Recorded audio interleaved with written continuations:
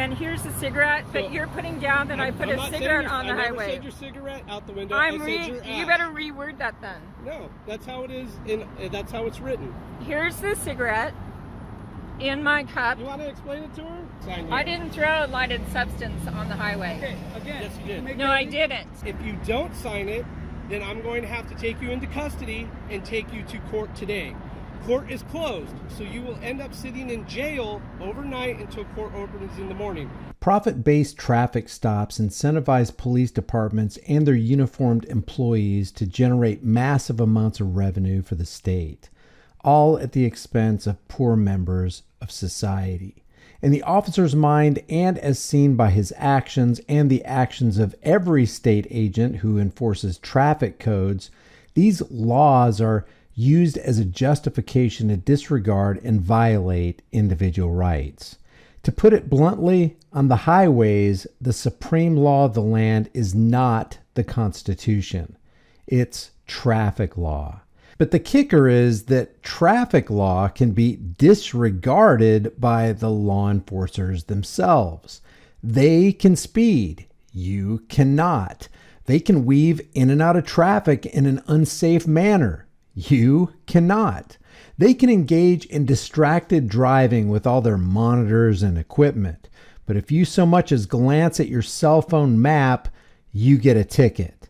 In many cases, as we've seen from video after video, cops can even drive drunk and are given preferential treatment by their fellow Thin Blue Line gang members.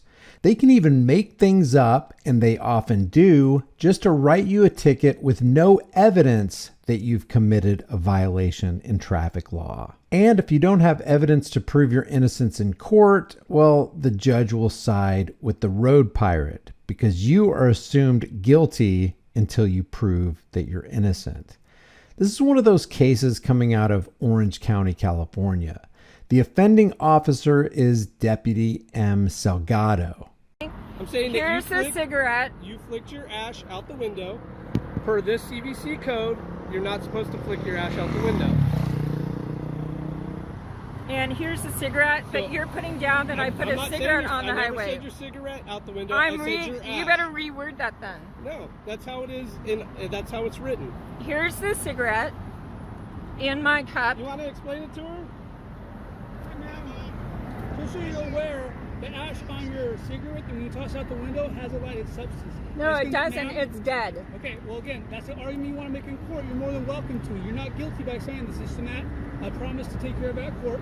You can make. No, he's saying I threw a cigarette on the highway. He's lying. He's lying. You can go to court and dispute it there. That's what court's for. If you don't feel that you violated that law, you can go ahead and go to court and sign right there. Okay. Okay, wait. So you're saying I did not throw a cigarette on the highway? I'm not saying you threw a cigarette on the highway. I'm saying you flicked your ash on the highway. Which is a lighted substance. It was not lighted. It was dead. So I threw it in the cup. Okay, so go ahead and sign here for me. Like my partner said, it's not an admission of guilt. It's just a promise. You'll take care of the ticket with the courts. Okay. And this is what it says.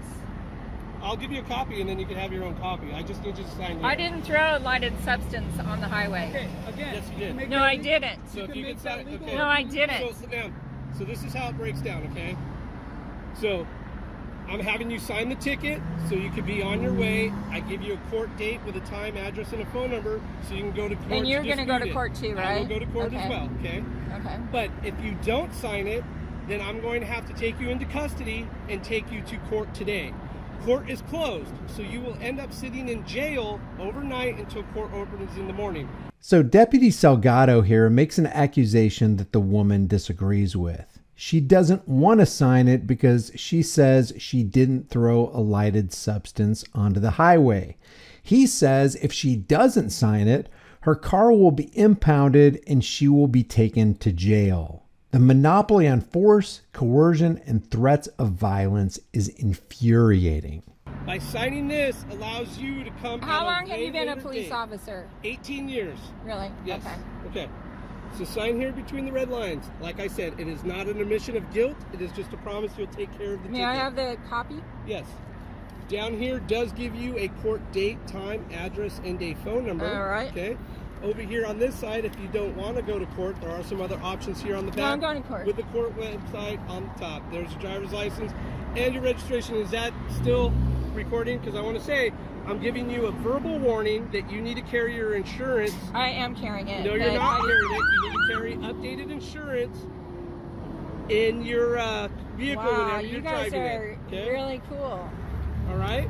All right, you have a great day. You have a great day. Thank you. The owner of the Cutie Pie channel says in a post below the video, I didn't flick ash onto the highway.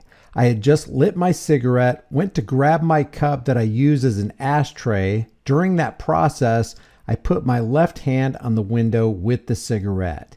He was behind me and yelled through his loudspeaker to put the cigarette back in the car, then flashed his lights and detained me. He wrote the wrong violation, the incorrect speed, the wrong location, and omitted my race, which is required to verify racist discrimination after a national reaction to the murder of George Floyd.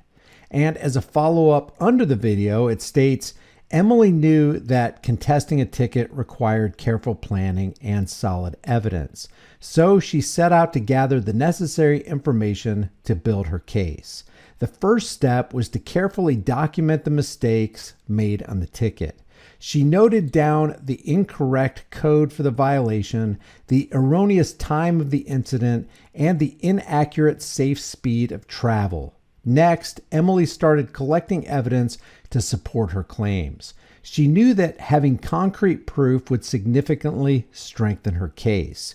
She obtained her phone records, which clearly showed that she was nowhere near the alleged location at the stated time of the incident. Additionally, she consulted the local traffic laws and regulations to ensure she had a firm grasp of the correct code for the violation. With her evidence in hand, Emily prepared a formal written request for a hearing. She detailed the errors on the ticket, provided a clear explanation of the correct information, and attached her evidence as supporting documents. Emily made multiple copies of everything, ensuring she had a set for herself, the court, and the officer involved. She submitted her request to the local traffic court, paying close attention to any specific instructions or deadlines. She made sure to keep copies of all the documents and obtained a receipt as proof of submission. A few weeks later, Emily received a notice of her court hearing. Excited but nervous, she arrived early on the day of the hearing, fully prepared to present her case. As the proceedings began, Emily remained calm and composed, ready to present her arguments. When it was her turn, she stood before the judge and eloquently explained the errors made on the ticket. She presented her evidence, demonstrating the correct code for the violation, providing her phone records to establish her location at the time of the incident, and highlighting the disparity in the safe speed of travel. The judge attentively listened to Emily's arguments, carefully reviewed the evidence presented, and considered the errors made by the officer. After a thorough examination, the judge ruled in Emily's favor. The ticket was dismissed and Emily's name was cleared. Filled with relief and a sense of accomplishment, Emily walked out of the courtroom, grateful for the justice that had been served. She realized that her meticulous attention to detail and the solid evidence she had gathered had made all the difference in her victory. Word of Emily's success spread throughout Meadowville, inspiring others to stand up for their rights when faced with similar situations. Her story became a testament to the importance of accuracy and diligence in challenging incorrect traffic tickets. Emily's triumph motivated others to pursue justice and highlighted the significance of fighting for what is right.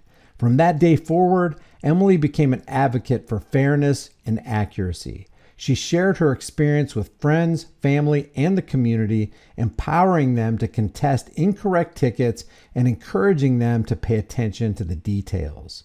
Emily's story became a symbol of hope, reminding everyone that even in the face of errors, justice can prevail with determination, evidence, and a commitment to the truth. She said, "This jack of an officer Salgado gives me a ticket for smoking in my car, then says if I don't sign the lie, he will have me put in jail and have my car impounded. Not only that, he's racist against white women, puts down the wrong speed and violation, and doesn't write my race, which is a violation of V 1883 after an incompetent officer killed George Floyd. See, the thing is, a lot of these road pirates dress like they just stepped off a Fallujah battlefield as they shake down travelers on the streets of America. And I understand the dangerous element of people throwing flammable items out of windows that could start fires in dry conditions and destroy homes, businesses, animals, and even people. But that doesn't justify the existence of a legalized crime ring. Everybody wants to be safe from devastating forest fires.